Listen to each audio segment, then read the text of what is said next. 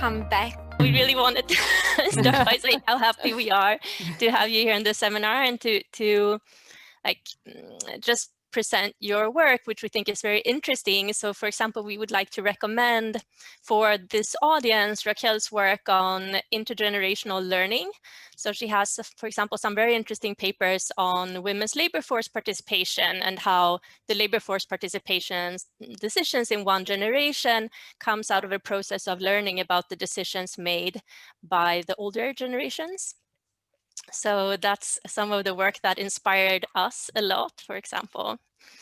And today we're going to hear a paper about schools and how women are affected by having high-performing men in the classroom with them.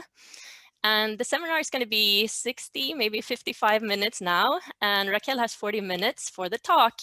So if you have clarifying questions during the talk, please use the Q&A function. You can find it at the bottom of your Zoom screen. So type in your question there, and then Ulla is going to interrupt Raquel with clarifying questions. And all the other questions that you have, you can write them down in the Q&A too, or you can raise your hand at the Q&A in the end, and then we're going to make you a panelist so that you can ask your question in person. So now we would like to give the floor to Raquel. Okay. Well, thank you to both Johanna and to Ole for inviting me. It's really a pleasure to give a talk at this seminar. This paper is joint with Angela Cools and with Eleonora Patacchini. It's not on culture, except one might speculate as to why these girls or their environment react in the way that they do, as you'll see. Okay, so the motivation for this paper is to ask how do high flyers by which... Maybe the slides are not up. I'm not sure. Yeah, sorry. Thank you so much for saying that. Can you see my slides? I'm going to take the silence as a yes. Okay, great. So, so these are my co-authors that I just finished telling you about. So the motivation for this talk was how do high flyers, by which we mean students who can be expected to do very well in school, impact others? Does the gender of these high flyers matter, and to whom does it matter? Now, most of the literature that studies peer effects has been concerned with these questions separately. That is, how does the gender composition, for example, of a class, of a grade, or a group, or a team matter to the outcome that's being studied? Or how do certain types of peers, higher versus lower ability, for example, affect outcomes? Here, what we're asking is, how does variation in the exposure to female versus male high flyers affect the long-run outcomes of other girls and other boys, and try to get some idea of what the mechanisms or channels are at work that's doing this. Brief summary is we use longitudinal data, in particular US data called AdHealth. It's a nationally representative sample of students in grades 7 through 12. We exploit quasi-random variation in the exposure of these kids to high flyers. And as you're going to see, by high flyers, we're going to meet students with highly educated parents across cohorts within the same school. We find asymmetric gender effects, and in particular, we find that greater exposure to male high flyers is going to have negative effect for female students. It's going to decrease the likelihood that they go on later in life, so this is in high school, they go on later in life to obtain a 4-year college degree. It's going to affect negatively their math and science grades in high school. In adulthood, it increases total fertility and decreases labor force participation. And when we look at possible pathways, we find that it might come through lower self-confidence or ambition. These negative effect of high flyers does not happen for boys. Neither female high flyers nor male high flyers have negative effect on their male peers. There's literature in this area. There's a huge literature on peer effects. I won't go through it very much. The literature that is most related to ours which is focused on longer term effects and is interested in gender, has studied whether having higher average male ability or higher average female ability affects girls. And this has been done in the context of high school in China by Mugani and Wong, and in the context of, I think it's a Dutch business school by Feld and Zolitz.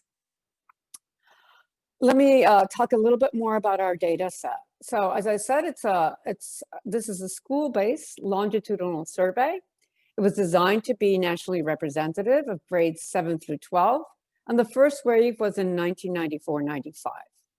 And what happens was that all students in school that day completed what we're going to call the in-school survey.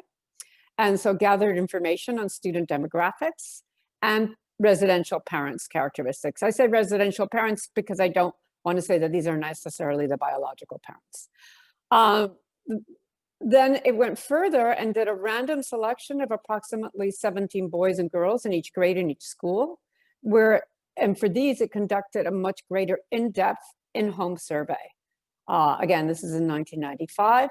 And then collected information on that student's academic performance, attitudes, criminal behavior, how they did on the Peabody Picture Vocabulary Test, which is a test that's widely used to measure verbal ability, and also a residential parental survey on attitudes, household income, etc. There's been, I think by now, 5 follow-up waves. We are going to make use of wave 4 principally, which was in 2008, which then has information on their educational attainment and other outcomes in adulthood.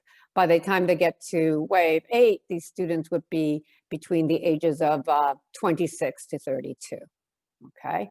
Our final sample consists of 118 schools, 10,800 students, about 5,900 girls, and about almost 5,000 boys. The population can be shown to be very similar to the US population as calculated in the ACS. So let me start with defining carefully what a high flyer is going to mean. So we need a predetermined variable in order to get away from the reflection problem for studying peer effects. So we need something that was determined previously. And what we use is a high level of parental education. We know that higher levels of parental education are correlated with higher GPAs, grade point averages, higher Peabody Vocabulary Tests, PVTs. And this is especially true for parents with a post-college education. And by post-college, what I mean is they've done something strictly more than having a 4-year college degree. And I'll just show you this very quickly. This is, regression on whether or not students have a grade point average over 3.5. This is an average that's taken over math, science, English, and history. Those are the ones that we have available to us. And here there's a whole bunch of, there's always let me explain this a little bit better. We always have a school and grade fixed effect. The grade fixed effect is to take care of the fact that grades might be grading differently as one goes through a progression. Schools might have to do with different philosophies of schools of grading.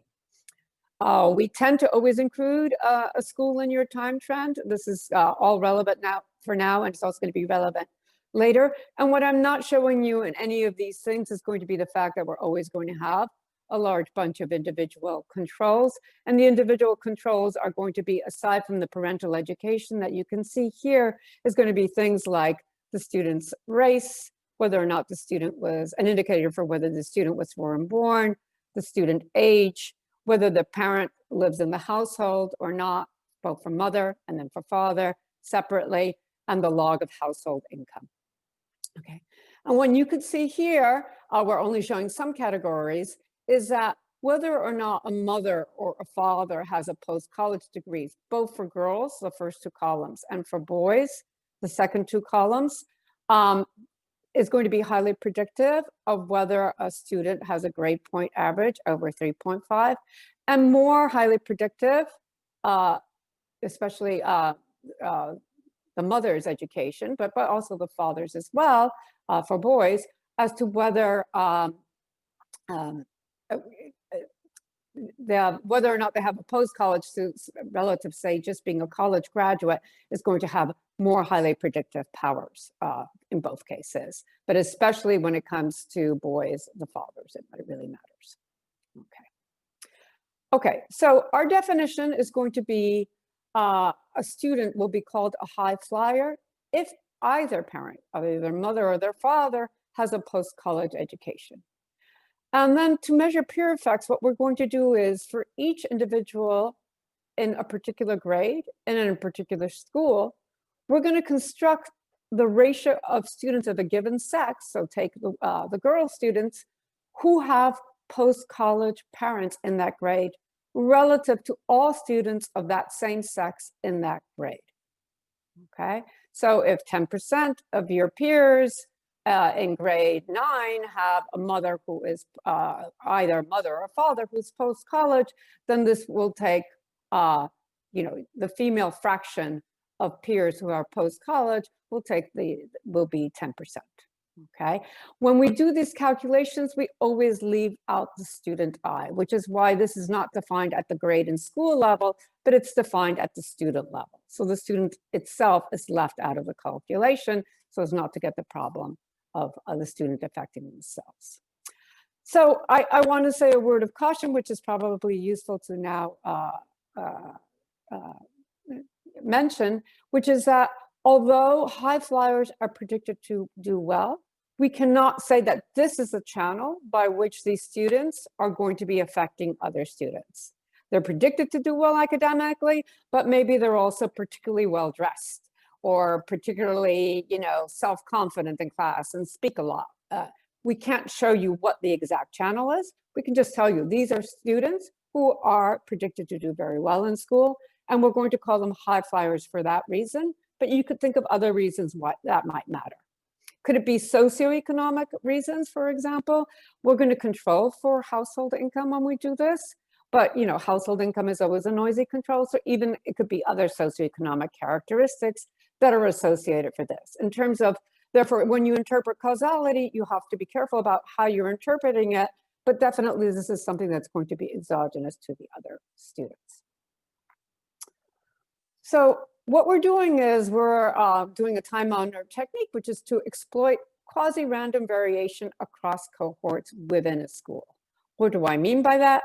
Well, we're exploiting within the same school, for some reason, in that year, 1994-95, when this survey is taken, there might be, in say grade 9 or in grade 10, that might be a grade that has a slightly higher or slightly lower proportion of either male or female high flyers, that is, girls or boys whose parents have a post-college degree.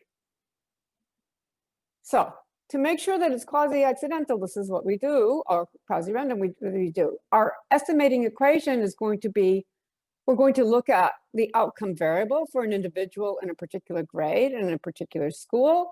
The time that we're looking at is usually 2008, that is in wave 4.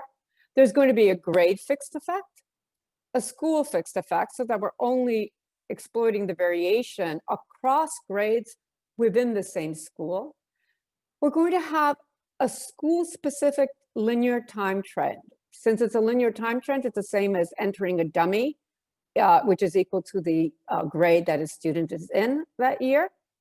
Okay, and this is going to take care of any sort of linear time trend that's happening in that school, maybe because the neighborhood is changing, maybe because the school is changing its admissions criteria, whatever might be happening in a linear fashion.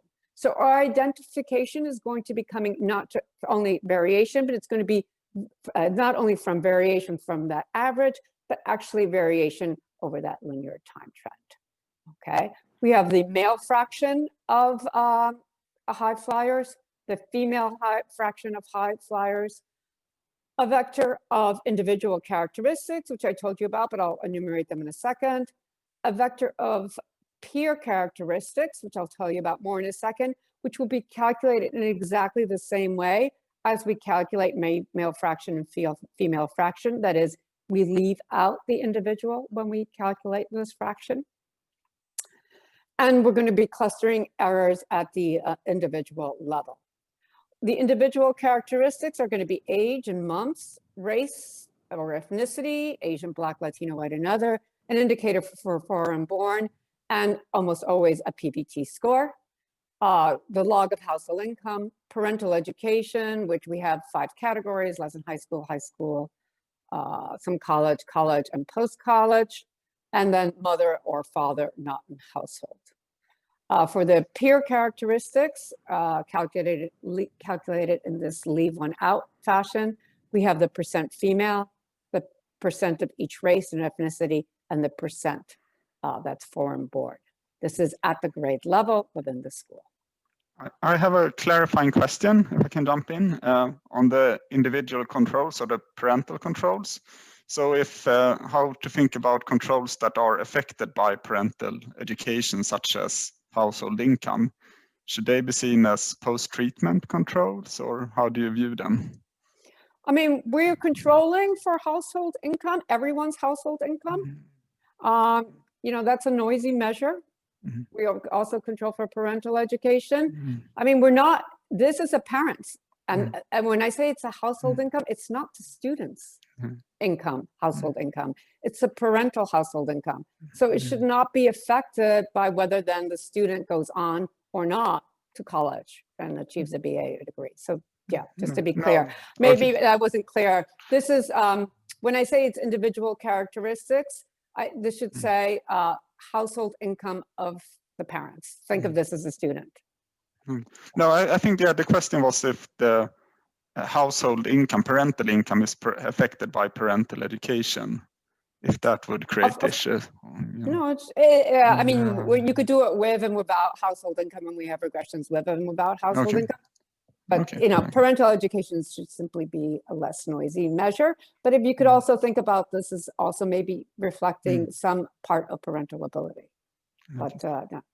And there was another specification question, if the model coefficients are allowed to vary across genders, or if they're gender specific. Yes. I'll get to that in a second. Yes. So we do, do warn me when I have 5 minutes, Oleg.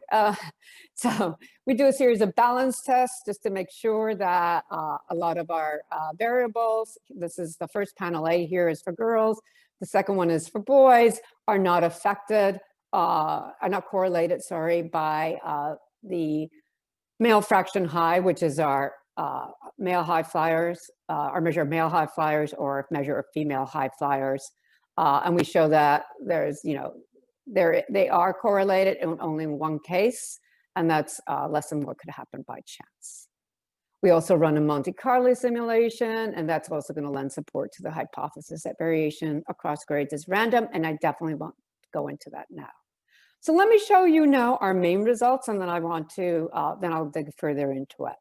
So here the dependent variable is, did these students go on to get a bachelor's degree? And just to be clear, for those of you who are not familiar with the US, this is a 4-year college degree, as opposed to a 2-year college degree. The first 3 columns here are just for women in our sample. The next 3 columns here are just for men in our sample. So then going back to that earlier question, yes, the coefficients are allowed to take different values for each one of these things. The first, I'll just go through it first quickly, and then everything else is going to look the same. The first one doesn't have individual characteristics. Then we put in individual characteristics, and last column has both individual and peer characteristics. We always have a school and grade fixed effect, and we in these regressions that I'm going to be showing you, we also have a school linear time trend. We've also run everything without the school linear time trend. Okay, so what do the results show? Our results show that the fraction of male high flyers has a negative effect throughout on the probability that a woman goes on to achieve a 4 years bachelor degree. The fraction of female high flyers has basically no significant statistical effect on this probability. For boys, on the other hand, there is no effect, statistically significant effect, either from male high flyers or from female high flyers. As you can see, the kind of things that you would expect to happen do happen, which is that if you include an individual's PBT score, how well they're doing in this verbal test, that's going to be positively correlated. It doesn't really change very much, the coefficient that's attached to male high flyers. And this is a traditional result in this literature that having a greater fraction of female students in your grade is actually good for women and bad for boys. And that's a well-known result, and we replicate that result in our samples. Okay, so this is our basic result, that accidental variation across grades within the same school in the fraction of boys that have post-college parents is associated with a decrease in the probability that women go on to get a 4-year college degree. How big is this? Well, a 1 standard deviation increase in the fraction of male high flyers for girls, and that's going to be a 2 percentage point change. This is net of fixed effects and net of the linear time trend at the school level. That's going to be associated with a 2.2 percentage point decrease in the probability that girls go on to obtain a bachelor degree. How big is this? Well, the mean is 35% of girls who do that. So that's approximately a 6% decrease from that mean. So this is not a small effect. Now, there's one potential issue that I would like to highlight. Now, it could be, since students with parents that go on to be post-college, are less likely to drop out than other students. It could be that when we see a high fraction of male high flyers, it could be a consequence that perhaps in prior years, there were actually quite a few boys whose parents, weren't high flyers, didn't have post-college, and they were actually fairly bad students, and they ended up dropping out, okay? And that therefore, when you see a high fraction of male high flyers, it's because the denominator is unusually small, because there was a large dropout of these, let's call them bad boys, okay? Now, if the dropout rate was in a linear trend in the main variable, that's taken care of in the school linear time trend. If not, though, then one has to worry about it. So the way that we decide to worry about this is to look at numbers rather than at fractions. So we run our regressions all over again, but now instead of using the male fraction, we use the male number of high flyers and the female number of high flyers. That is, the number of students other than yourself whose parents have a post-college degree, and differentiating between boys and girls. When we do the regression, we express all peer variables as the inverse hyperbolic sine function of the number, except percent female, because it has an easier interpretation as percents. And as you can see here, when we do that, everything with numbers, we still get the same type of results. That is, a higher number of male high flyers is associated with a decreased chance of women getting a bachelor's degree. There is, here we actually, for this specification, find a positive, significant at the 10% level of a higher female number of high flyers for girls. There is no effect of either variable for boys. I guess a last comment that one can do is to say, if this was really an issue, one would expect to find that the fraction of high flyers, male high flyers, would be associated with a smaller number of boys, period, because that's because the other boys dropped out. And it would have been these boys that had a bad effect, perhaps, on these girls. And actually, the correlation is positive and not significant. Okay. What else can one do? One can do some randomization-based inference. That is, one can calculate the likelihood that we obtained any sort of significant treatment effect by chance by generating randomness in the exposure to high flyers. What we do is we assign to each individual basically the male fraction. Let's do that for a second. The male fraction of high flyers from a random grade within the same school, keeping all other variables, both the individual's level variables and those of one's peers at that true levels. We then run the usual regression and we repeat this procedure 1,000 times.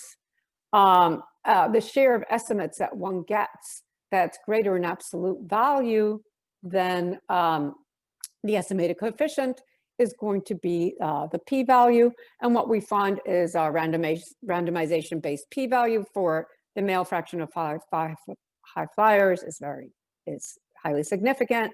The one for female flyers is insignificant. This is for females, and we find that both of them are insignificant for boys. Now let me turn to a result that, contrasting a result with a result that the type of thing that people have tended to do in the literature, which is to look at averages. People have tended to look, does it matter if you go to a school where boys or girls, for some accidental reason, are better than average, okay? Say in some test score result taken prior to entering. So what we ask is it higher average achievement that's driving this result, or is there something about being a high flyer in the sense that we have defined? What we do is we create two measures of average achievement by gender. Again, this is not average achievement at the student level, but it's average achievement at some predetermined level. So the first thing we do is parents' average education. So we look, instead of looking at the percentage of high flyers, what we do is we look at the male peers' parents' years of education, and we take the average over that male peers. Again, we leave that student out of that calculation.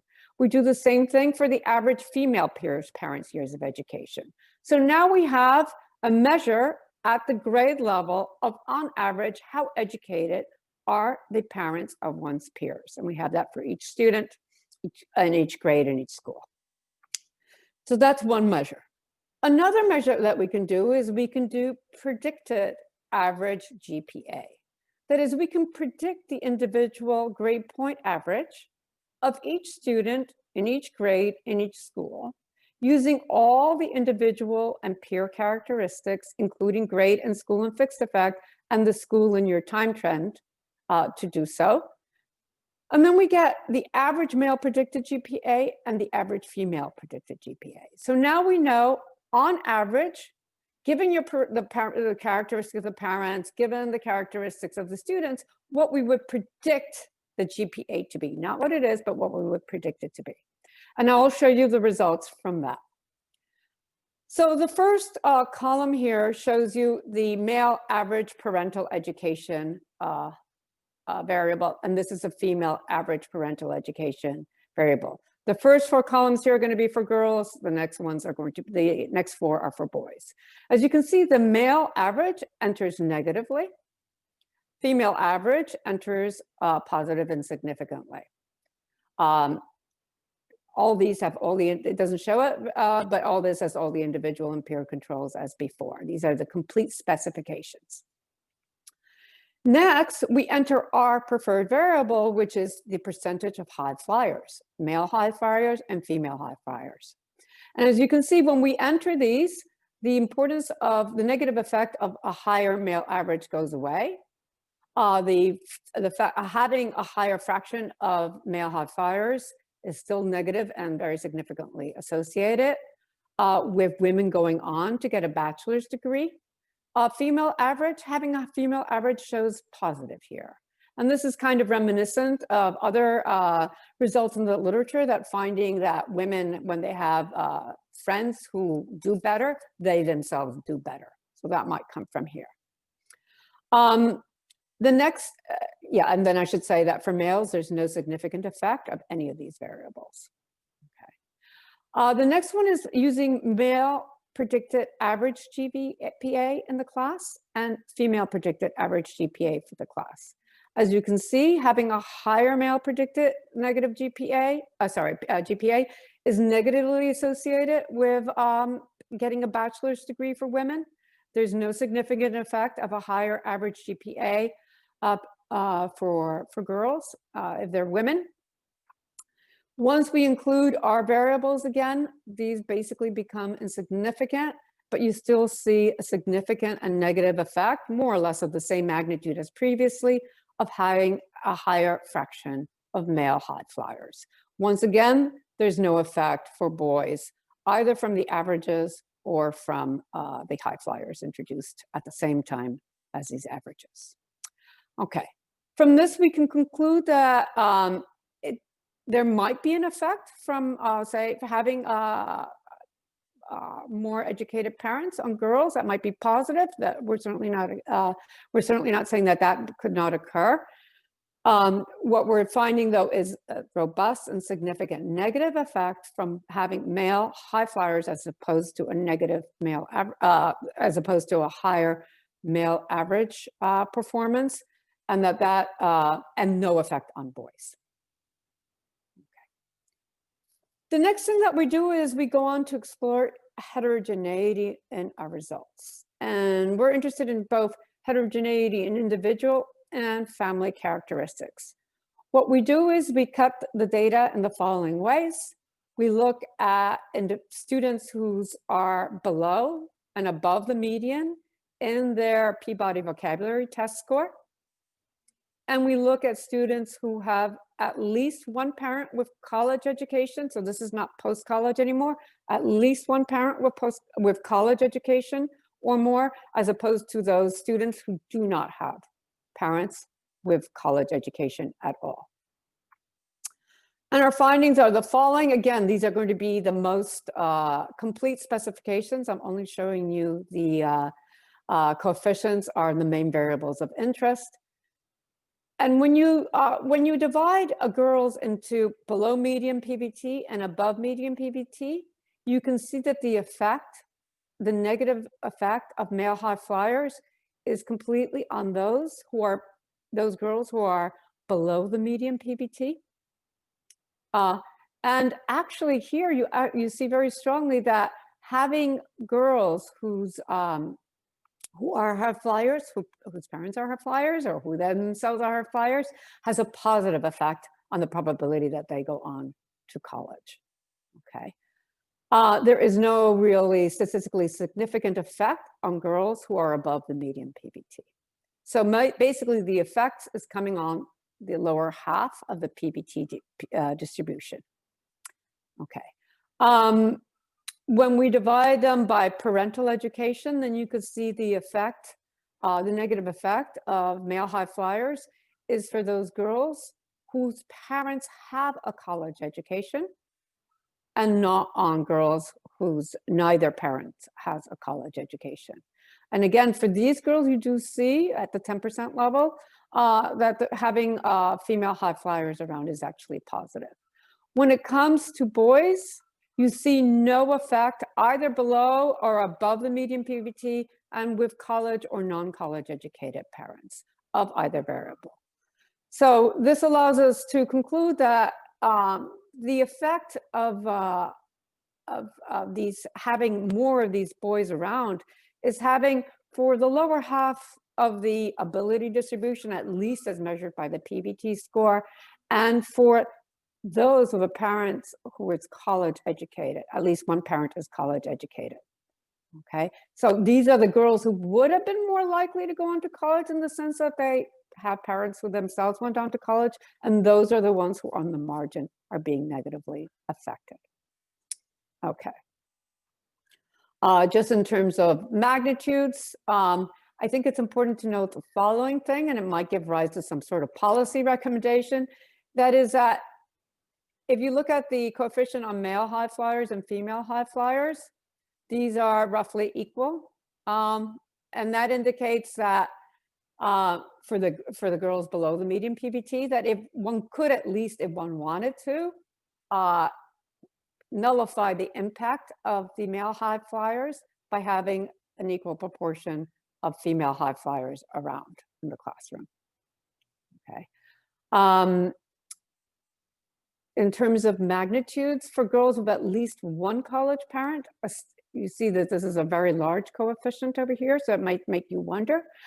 A 1 standard deviation in male in the male fraction of high flyers leads to a 4.5 percentage point drop in people who go to college. However, the mean for this group is much larger. Instead of being, 30-something percent as it was before, it's now 61%. So it's a 7% decrease in the mean for these girls. So a large effect. Okay, so now we've tried to explore a little bit more other things that could be going on at school, which these boys might be affecting for these girls. And so we can look at a few things. We can look at their grade point average. This is going to be their average of their math, science, English, and history grades. We don't see any statistically negative effect. Again, first 4 columns are for girls, next 4 columns are for boys. We see no negative. We see a negative effect. It's not statistically significant at conventional levels for their GPA, but we do see a strong negative effect on their math and on their science grades. Okay, we see no effect of male high flyers on either on GPA or math or science. When it comes to female high flyers, there's no statistically significant effect of these on GPAs or on math and science scores. I want to now turn to a different way in which it could be affecting, aside from grades, which is possible. Yeah. I should, yeah, there's 5 minutes left. Okay. Let me go a little bit quicker then. One of them is, which is to look at their confidence or ambition.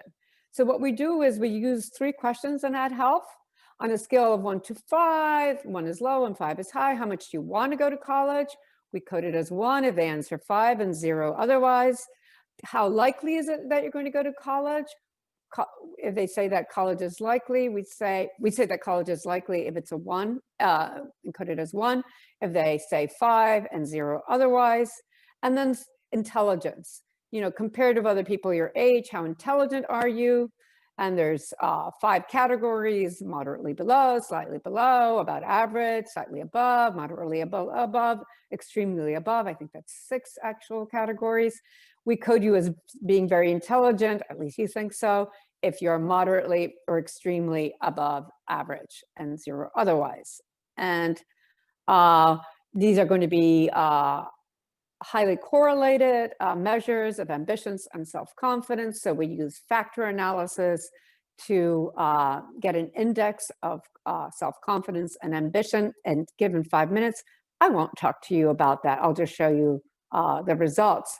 So here's the confidence index for girls and the confidence incidence for boys. So we're looking at columns 4 and columns 8. Here's the male and female fractions of high flyers. Once again, this is the most complete specification. So although you don't see it there, there's all the individual and peer characteristics as usual. And what we can see is that having a higher fraction of male high flyers tends to decrease the confidence that women express or the ambition that women express, and has basically no effects on boys. And in fact, it seems the female fraction of high flyers seems to be associated with boys being more self-confident or more ambitious. Okay, if one does heterogeneity on this in terms of the confidence index, one finds that the confidence who's being affected is for girls who are below the median in terms of their PBT score, and for girls whose parents have some college. Okay, so the same groups of girls that were negatively affected when we did heterogeneity in terms of their probability of going on to getting a bachelor's degree, these same girls are being the ones whose self-confidence is being affected. No effect of on boys' self-confidence from male fraction high. For those same categories, there is that positive effect for boys of having girls who are high flyers, having a higher exposure to girls who are high flyers. It does increase them.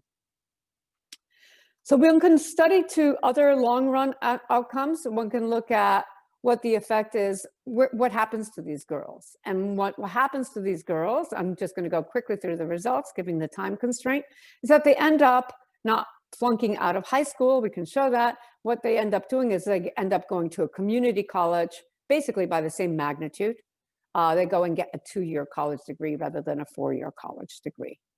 We can also show that it decreases female labor force participation when it comes to wave 4, that is by the time they're the ages 28 to 32. Here we're only looking at people who are in grades 9 through 12 rather than people from 7 through 12, so as to make sure they finish schooling. We can look at the probability they ever get married. There's no effect on that.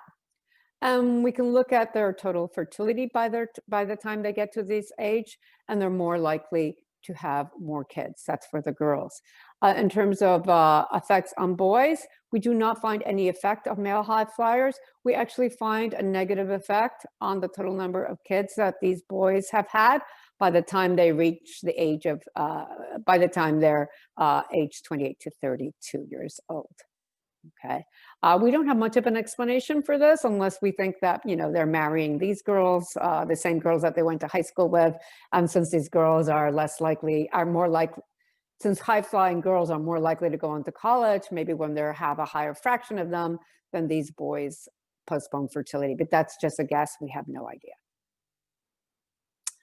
We do a bunch of robustness tests. We look at alternative definition of the main variables.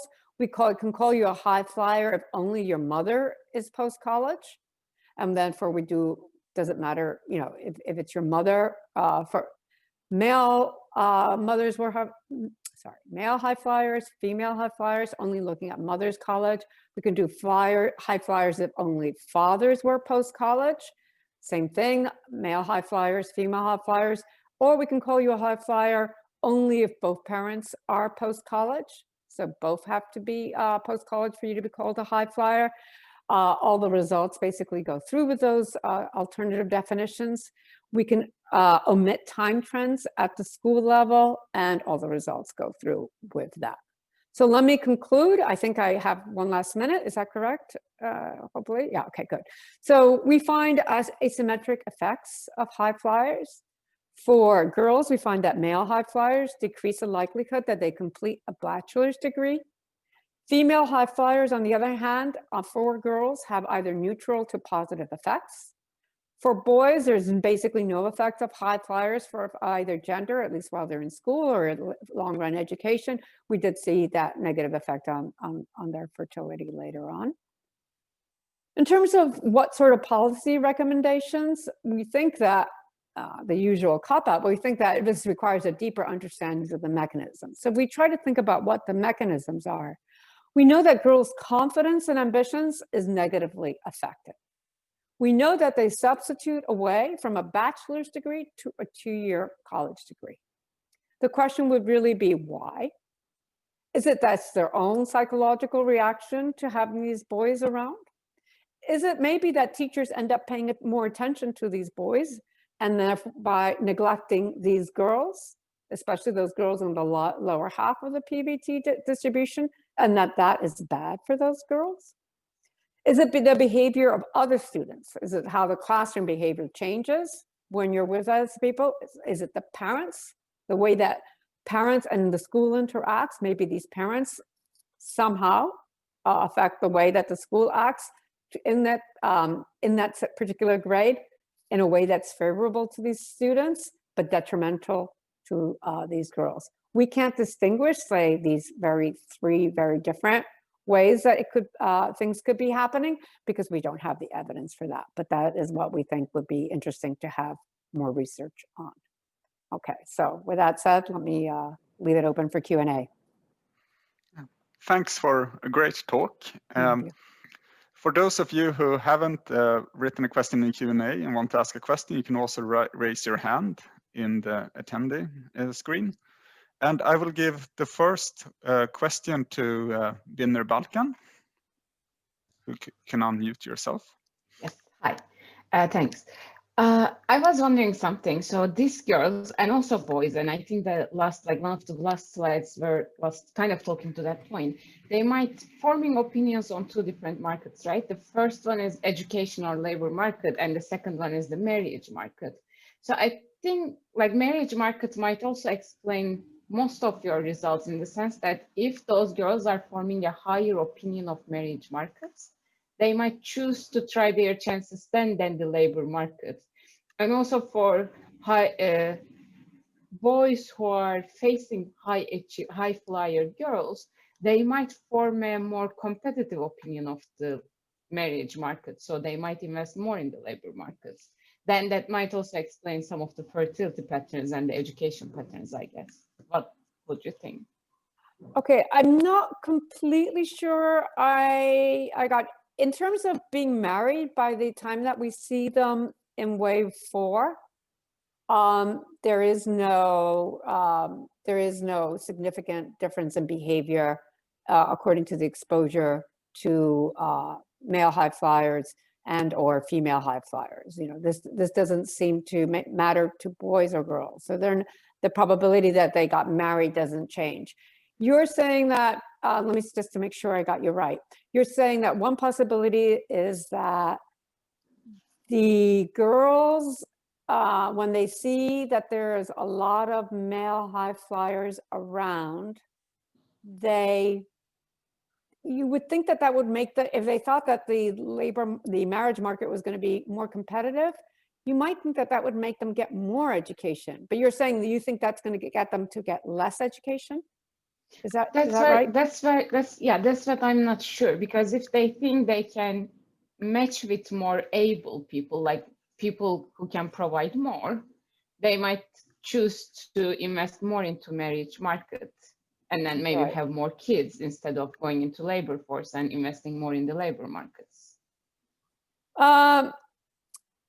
It's possible. I mean, you know, this would have them thinking about marriage or getting married during those years in high school, and it's not impossible. I don't know. I don't know.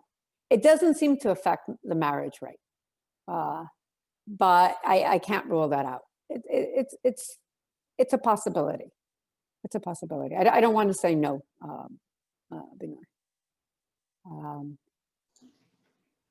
Thanks. And I was thinking maybe that might have something to do with column 8, where when people are facing female high flyers, like boys, then get fewer children. So there might be something happening with the matches they are funding. Yeah, I agree. We've had a hard time understanding this. We did, I think, look into, you know, did they seem to be marrying one another? We didn't find that. That's my recollection. But there might be something going on via the marriage market. I think that is a possibility. I mean, it would be consistent with what we're seeing in terms of their fertility. You know, it's like you're saying, these boys, but you know, we don't, the interesting thing is that we don't see any effect on boys in terms of when they're faced with a higher fraction of female high flyers. It doesn't positively affect their probability that they go on to college for a 4-year degree. So I would have expected for that explanation that we would have seen, you know, that we would have seen with the bachelor, but that we would have seen, you know, a significant association between, I keep on, well, it doesn't matter, you know, between the fraction of female high flyers and boys' achievement. And I keep on losing this. Okay, so here. Yeah, but thanks. Yeah, I mean, it's positive, but it's really completely insignificant. So, you know, it's not, I can't rule it out, because maybe they choose, even if they don't go on to get more education, maybe what they do is they go on to careers where they end up earning more, and that we haven't looked at by this way. Yeah, thank you. Thanks. Then we have next question, Yoko Okuyama.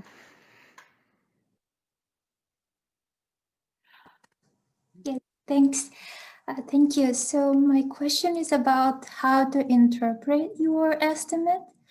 And in particular, I was wondering whether the high flyers' parents would serve as role models for peers. And if so, would your estimates capture that kind of direct role models as well, or I'd love to hear your thoughts on that. Yeah, except that I mean, I think that the parents would serve as a role model, definitely for their own kids, for sure. But that doesn't explain, you know, why we see this asymmetry between the effect of male high flyers and female high flyers. I mean, when we're seeing that when more boys have college, you know, post-college educated parents, this has a negative effect on girls. It's not clear why that would, you know, why the role model effect of boys having post-college educated parents should be negative for girls. It's clear why your own parents have an effect on you, but your own parents are not included in that calculation. They're included as an individual level control, but they're not included in that peer effect. So it's not that your parents, like the parents of your friends could affect you and help you form some expectations, but here it's just negative for the girls. It's not at all clear why that should be the case, and basically insignificantly positively for the boys. Right. I see. So I was wondering if you have, by any chance, your daughter have this friends data, like who are friends of whom? And could you see if this high flyers effect is coming from the direct interaction with your friends? Yeah, we do have friends data. I mean, the AdHealth does have friends data. We don't use that data. I'm kind of leery of it because I think there's a high degree of endogeneity in who your friends are. Yeah. So it wasn't clear to me how one should be using that. But one could, if one wanted to dig into that, that is available in AdHealth. Thank you. Okay, so we have, due to the technical difficulties earlier, we only have room for one more question, and I'll hand the word over to Andreas Kotzenen. For the rest of you that didn't get a chance to ask a question, I can recommend you to email Raquel and ask those questions afterwards.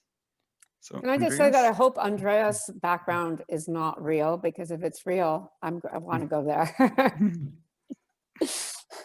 Yeah, it's not real, unfortunately, Raquel. Nice to see you actually. Same. So I wonder, so this is very interesting and very believable, of course. But I wonder, so the main analysis should be, you should be able to replicate it in many types of data sets, I guess, right? So I would be even more convinced if you could do it in other data sets as well, especially given the fact that there is only an effect of like 1 of 4 of these possible pairings. So it's while believable, I think it would be interesting if you could replicate it in other data sets as well. I also wonder if you could look at, for instance, the siblings of those affected, which I believe are in the AdHealth as well, to see like a placebo test, what happens to them. And also I would like to see like some balance tests or something. Andreas, there are balance tests. We just didn't, I just didn't spend a lot of time on it. Yeah, I believe it. Yeah. I don't know if I'm still sharing my screen or not, but yeah, they're there somewhere. Yeah. Yeah, good. Yeah. Yeah, it would be great to replicate this in other data sets, and I hope people who've worked with other data sets will work on this.